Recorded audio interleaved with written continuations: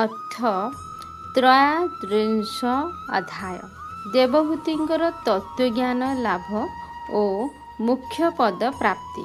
ମୁନିବର ମୈତ୍ରେୟ କହିଲେ, ହେ ବିଦୁର, ଶ୍ରୀ କପିଳ ଭଗବାନଙ୍କ ମୁଖରୁ ଏହି ଉପଦେଶ ଶୁଣି କଦମ୍ବଙ୍କ ପ୍ରିୟ ପତ୍ନୀ ତଥା କପିଳଙ୍କ ମାତା ଦେବହୂତିଙ୍କର ମୋହ ନଷ୍ଟ ହୋଇଗଲା ଏବଂ ସେ ତତ୍ତ୍ୱ ପ୍ରତିପାଦ ସଂଖ୍ୟା ଜ୍ଞାନର ଆଧାର ଭୂମି ଭଗବାନ କପିଳଙ୍କୁ ପ୍ରଣାମ କରି ସ୍ତୁତି କଲେ।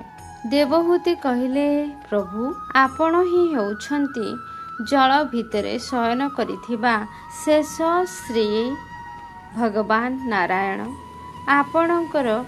ଆପଣଙ୍କର ଶ୍ରୀ ବିଗ୍ରହ ହିଁ ଭୂତ, ଇନ୍ଦ୍ରିୟ, ବିଷୟ ଓ ମନର ଆଧାର। ଆପଣଙ୍କ ଠାରୁ ହିଁ ଗୁଣର ପରମ୍ପରା ଗଢ଼ି ଆସୁଛି। ସତ୍ ଅସତ୍ କାର୍ଯ୍ୟ ରୂପରେ ଯେଉଁ ଜଗତ ରହିଛି ତାହାର କାରଣ ମଧ୍ୟ ଆପଣ। ଆପଣଙ୍କ ନାଭି କମଳରୁ ଉତ୍ପନ୍ନ ହେଉଥିବା ବ୍ରହ୍ମା ସୃଷ୍ଟି ନିର୍ମାଣ ନିମନ୍ତେ ଆପଣଙ୍କୁ ହିଁ ଧ୍ୟାନ କରିଥିଲେ। ହେ ଭଗବାନ, ଆପଣ ହେଉଛନ୍ତି ସତ୍ୟ ସଂକଳ୍ପ। ଆପଣ ନିଷ୍କ୍ରିୟ ହୋଇ ମଧ୍ୟ ଗୁଣମାନଙ୍କର ପ୍ରଭାବ ହେତୁ ତ୍ରିଗୁଣ ଦ୍ୱାରା ଏହି ବିଶ୍ୱରେ ସୃଷ୍ଟି, ସ୍ଥିତି ଓ ସଂହାର କରିବାର ଲୀଳା କରନ୍ତି।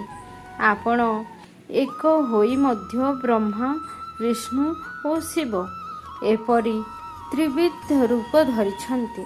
ଆପଣ ହେଉଛନ୍ତି ସମସ୍ତଙ୍କର ଆତ୍ମା, ଈଶ୍ୱର ଏବଂ ସହସ୍ର ଅଚିନ୍ତ୍ୟ ଶକ୍ତିର ସମ୍ପନ୍ନ। ହେ ନାଥ, କେତେ ବଡ଼ ବିଚିତ୍ର କଥା ନୁହେଁ ଯେ ପ୍ରଳୟ କାଳର ଆସିଲେ ହେ ନାଥ, କେତେ ବଡ଼ ବିଚିତ୍ର କଥା ନୁହେଁ ଯେ ପ୍ରଳୟ କାଳ ଆସିଲେ ଯାହାଙ୍କର ଉଦରରେ ସକଳ ଜଗତ ଲୀନ ହୋଇଯାଏ ଏବଂ କଳ୍ପନାନ୍ତରରେ ଯେ ମାୟାମୟ ବାଳକ ରୂପରେ ଏକାକୀ ବଟବୃକ୍ଷର ପତ୍ରରେ ଶୟନ କରି ନିଜ ପାଦର ବୁଢ଼ା ଆଙ୍ଗୁଠିକୁ ଚୁଚୁମିଥାନ୍ତି, ତାହାଙ୍କୁ ମୁଁ ଗର୍ଭରେ ଧାରଣ କରିଥିଲି। ପ୍ରଭୁ, ଆପଣ ପାପୀମାନଙ୍କୁ ଦମନ କରିବା ନିମନ୍ତେ ତଥା ନିଜର ଆଜ୍ଞାକାରୀ ଭକ୍ତମାନଙ୍କର ଅଭ୍ୟୁଦୟ ଓ କଲ୍ୟାଣ କରିବା ନିମନ୍ତେ ସ୍ୱେଚ୍ଛାରେ ଦେହ ଧାରଣ କରନ୍ତି। ତେଣୁ ଆପଣଙ୍କର ବରାହ ଆଦି ଅବତାର ପରି ଏହି କପିଳାବତାର ମଧ୍ୟ ମୁମୁକ୍ଷୁ ଜନଙ୍କୁ ଜ୍ଞାନ ମାର୍ଗ ଦେଖାଇବା ନିମନ୍ତେ ଉଦ୍ଦିଷ୍ଟ। ଭଗବାନ, ଆପଣଙ୍କର ନାମ ଶ୍ରବଣ କୀର୍ତ୍ତନ କଲେ ତଥା ଭୁଲ ବଶତଃ କେବଳ କିପରି ଆପଣଙ୍କୁ ଚନ୍ଦନ, ଆପଣଙ୍କର ନାମ ସ୍ମରଣ କୀର୍ତ୍ତନ କଲେ ତଥା ଭୁଲ ବଶତଃ କେବେ କିପରି ଆପଣଙ୍କୁ ବନ୍ଦନ ସ୍ମରଣ କଲେ ଯଦି ଚଣ୍ଡାଳ ମଧ୍ୟ ମୁଖ୍ୟ ଯଜ୍ଞ କରୁଥିବା ବ୍ରାହ୍ମଣଙ୍କ ସମାନ ପୂଜନୀୟ ହୋଇଯାଇପାରେ, ତେବେ ଆପଣଙ୍କ ଦର୍ଶନ ଲାଭ କଲେ ଯେ ମନୁଷ୍ୟ କୃତ୍ୟ ହୋଇଯିବ, ଏଥିରେ ସନ୍ଦେହ କ'ଣ? ଆହା, ଯେଉଁ ଚଣ୍ଡାଳର ଜିହ୍ୱାଗ୍ରରେ ଆପଣଙ୍କର ନାମ ବିରାଜମାନ କରେ, ସେ ବି ଅତ୍ୟନ୍ତ ମହାନ ହୋଇଯାଏ।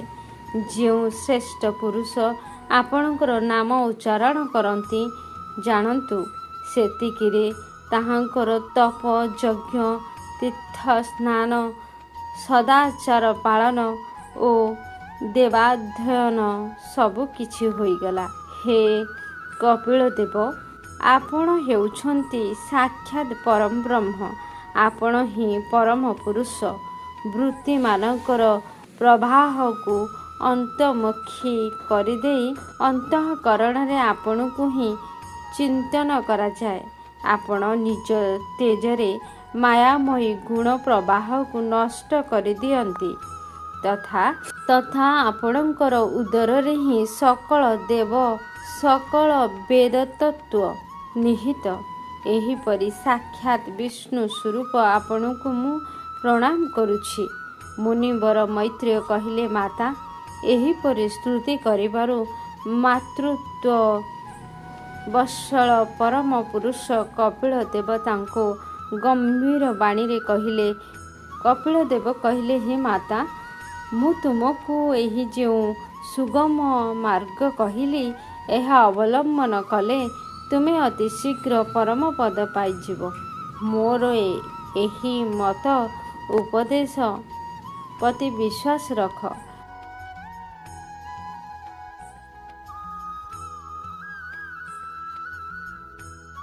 ବ୍ରହ୍ମବାଦୀ ଲୋକମାନେ ଏହା ପାଳନ କରନ୍ତି। ଏହା ପାଳନ କଲେ ତୁମେ ମୋର ଜନ୍ମ ମରଣ ରହିତ ସ୍ୱରୂପ ଲାଭ କରିପାରିବ। ଯେଉଁମାନେ ମୋର ଏହି ତତ୍ତ୍ୱ ଜାଣନ୍ତି ନାହିଁ, ସେମାନେ ଜନ୍ମ ମୃତ୍ୟୁର ଚକ୍ରରେ ପଡ଼ନ୍ତି। ମୁନିବର ମୈତ୍ରେୟ କହିଲେ, ଏହିପରି ଭାବରେ ଶ୍ରୀ କପିଳ ଦେବ ଶ୍ରେଷ୍ଠ ଆତ୍ମଜ୍ଞାନ ବିଷୟରେ ଉପଦେଶ ଦେଇ ନିଜ ବ୍ରହ୍ମବାଦିନୀ ଜନନୀଙ୍କ ଅନୁମତି ନେଇ ସେଠାରୁ ଚାଲିଗଲେ। ତାହାପରେ ଦେବହୂତି ମଧ୍ୟ ସରସ୍ୱତୀ ନଦୀର ମୁକୁଟ ସଦୃଶ ନିଜ ଆଶ୍ରମରେ ରହି ପୁତ୍ର ଦ୍ୱାରା ଉପଦିଷ୍ଟ ଯୋଗ ସାଧନା ପଦ୍ଧତିରେ ଯୋଗାଭ୍ୟାସ କରି ସମାଧିସ୍ଥ ହୋଇଗଲେ। ତ୍ରିକାଳ ସ୍ନାନ କରିବା ଫଳରେ ତାଙ୍କର କୁଞ୍ଚିତ କେଶ ପିଙ୍ଗଳାବର୍ଣ୍ଣ ଜଟାରେ ପରିଣତ ହୋଇଗଲା ତଥା ଜୀର୍ଣ୍ଣ ବସ୍ତ୍ରରେ ଆଚ୍ଛାଦିତ ତାହାଙ୍କର ଶରୀର ଉଗ୍ର ତପସ୍ୟା ହେତୁ ଦୁର୍ବଳ ହୋଇଗଲା। ପ୍ରଜାପତି କଦମ୍ବଙ୍କ ତପବଳରୁ ପ୍ରାପ୍ତ ଅନୁପମ ଗୃହସ୍ଥ ସୁଖ ଯାହା ଦେବତାମାନେ ମଧ୍ୟ ପାଇବାକୁ ଚାହିଁଥାନ୍ତି, ତାହା ତ୍ୟାଗ କରିଦେଲେ। ଯେଉଁ ଘରେ ଦୁଗ୍ଧ ଫେନ ନିଭ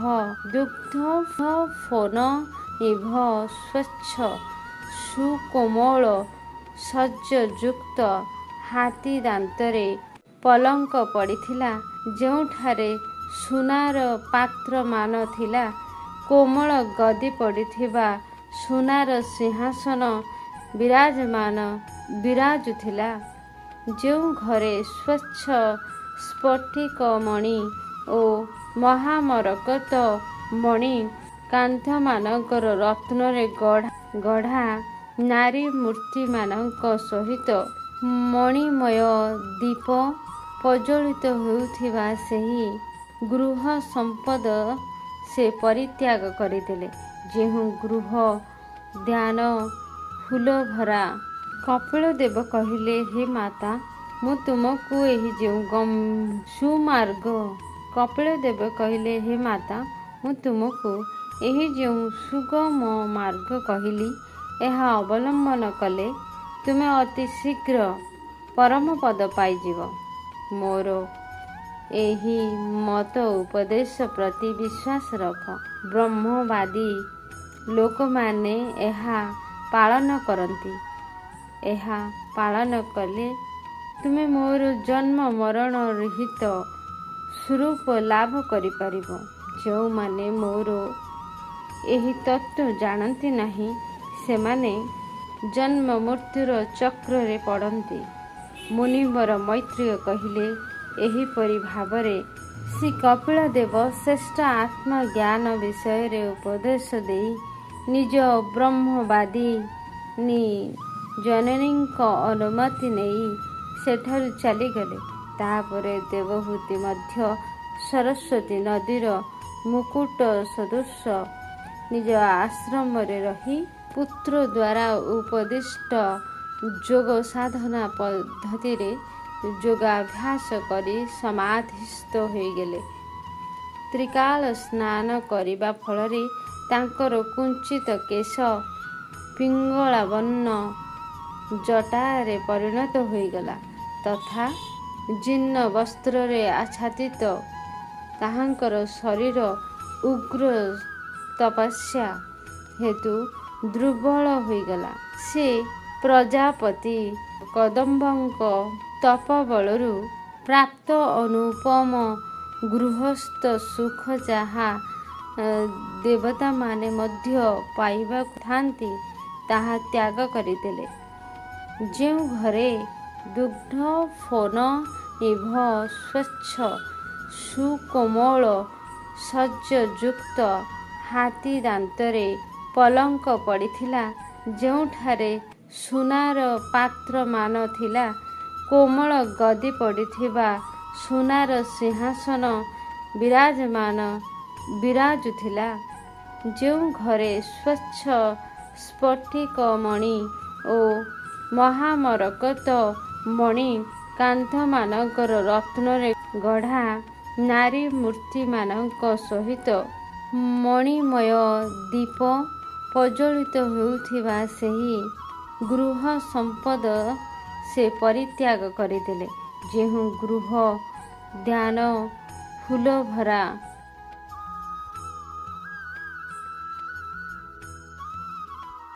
ଦିବ୍ୟ ବୃକ୍ଷରେ ସୁଶୋଭିତ ହୋଇଥିଲା ଓ ଯାହା ବିବିଧ ଜାତିର ପକ୍ଷୀମାନଙ୍କ କଳବର ଓ ପ୍ରମତ୍ତ ଭ୍ରମରମାନଙ୍କର ଗୁଞ୍ଜନରେ ଗୁଞ୍ଜାୟମାନ ହେଉଥିଲା, ତଥା ଯେଉଁ ଉଦ୍ୟାନରେ ପଦ୍ମଗନ୍ଧ ମହକୁଥିଲା, ଜଳାଶୟଗୁଡ଼ିକରେ ସେ କଦମ୍ବଙ୍କ ସହିତ ତାହାଙ୍କର ଆଦର ଓ ପ୍ରେମ ଲାଭ କରି ଜଳ କ୍ରୀଡ଼ା କରିବା ପାଇଁ ପ୍ରବେଶ କରୁଥିବା ଦେଖି ଗନ୍ଧର୍ବମାନେ ମଧ୍ୟ ତାହାଙ୍କର ଗୁଣଗାନ କରୁଥିଲେ ଏବଂ ଯେଉଁ ସୌଭାଗ୍ୟ ପାଇବାକୁ ଇନ୍ଦ୍ରିୟମାନେ ମଧ୍ୟ ଲାଳାୟିତ ଥିଲେ, ସେହି ଗୃହ ଧ୍ୟାନକୁ ମଧ୍ୟ ସେ ତ୍ୟାଗ କରିଦେଲେ। କିନ୍ତୁ ପୁତ୍ର ବିଭୋଗରେ ବ୍ୟାକୁଳ ହୋଇ ତାହାଙ୍କର ମୁଖ ଟିକିଏ ମ୍ଳାନ ହୋଇଗଲା।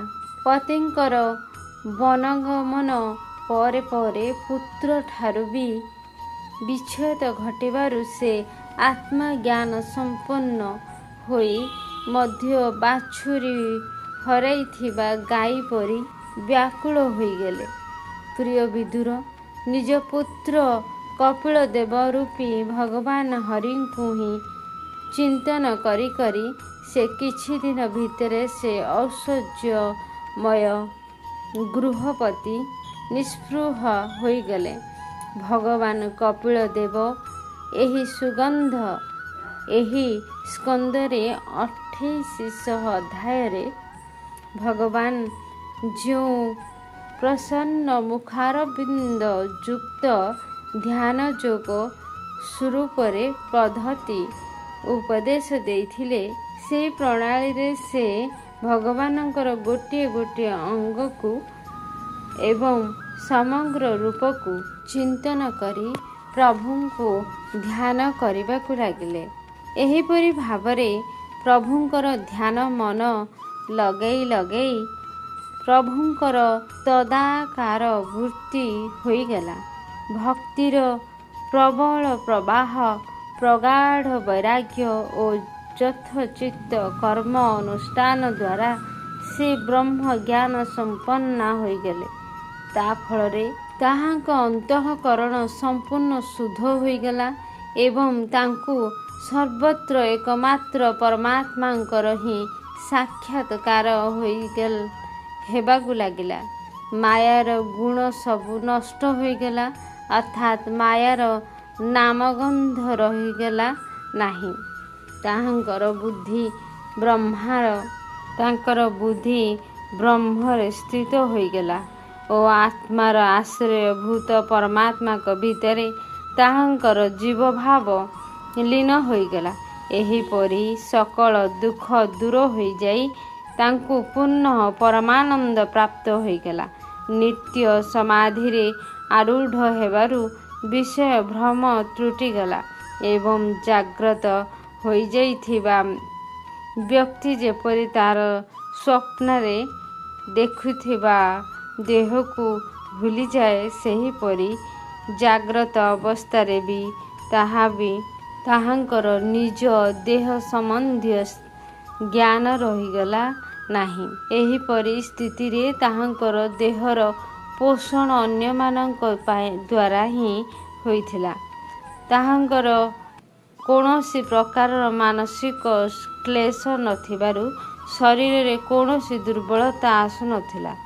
ଶରୀରରେ ମଇଳା ଜମିବାରୁ ସେ ଧୂମଯୁକ୍ତ ଅଗ୍ନି ପରି ଦିଶିଲେ। ତପସ୍ୟା ଓ ଯୋଗରେ ଯୁକ୍ତ ହୋଇ ତାହାଙ୍କର ସମସ୍ତ ଅଙ୍ଗ ତେଜମୟ ହୋଇଗଲା।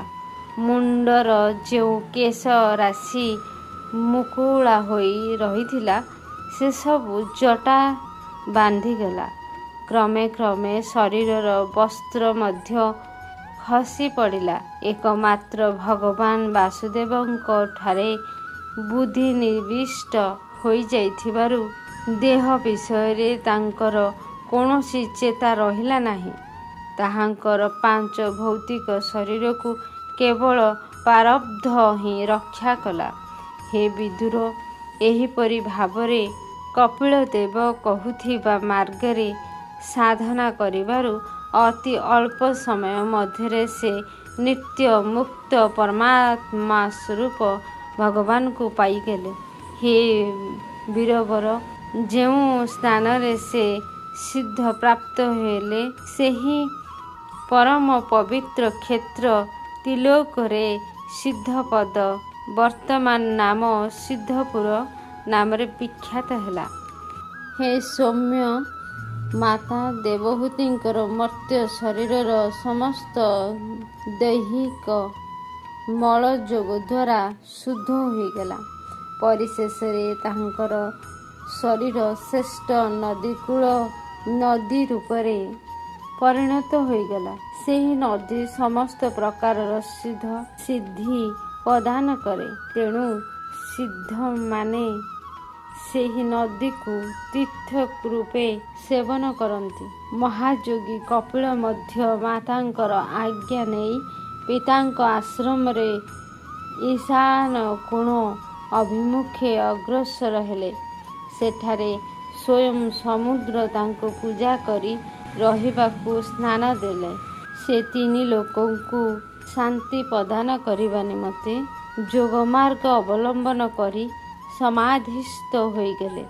ସିଦ୍ଧ ଚାରଣ ଗନ୍ଧର୍ବ ମୁନି ଓ ଅପ୍ସରାଗଣ ତାଙ୍କୁ ସ୍ମୃତି କରନ୍ତି ଏବଂ ସଂଖ୍ୟାଚାର୍ଯ୍ୟଗଣ ମଧ୍ୟ ତାଙ୍କୁ ସବୁ ପ୍ରକାରର ସ୍ତବନ କରନ୍ତି। ହେ ନିଷ୍ପାପ ବିଦୁର, ତୁମେ ପଚାରିବାରୁ ମୁଁ ଭଗବାନ କପିଳ ଓ ଦେବହୂତିଙ୍କର ପରମ ପବିତ୍ର ସମ୍ବାଦ ବର୍ଣ୍ଣନା କଲି। କପିଳ ଦେବଙ୍କର ଏହି ମତ ଉପଦେଶ ହେଉଛି ଆଧ୍ୟାତ୍ମ ଯୋଗର ଗୂଢ଼ ରହସ୍ୟ। ଯେଉଁ ବ୍ୟକ୍ତି ଏହା ଶ୍ରବଣ ବା ବର୍ଣ୍ଣନା କରନ୍ତି ସେ ଭଗବାନଙ୍କର ଗରୁଡ଼ଧ୍ୱଜଙ୍କର ଭକ୍ତିରେ ଯୁକ୍ତ ହୋଇ ଅତି ଶୀଘ୍ର ଶ୍ରୀହରିଙ୍କର ଚରଣାରବିନ୍ଦ ଲାଭ କରନ୍ତି।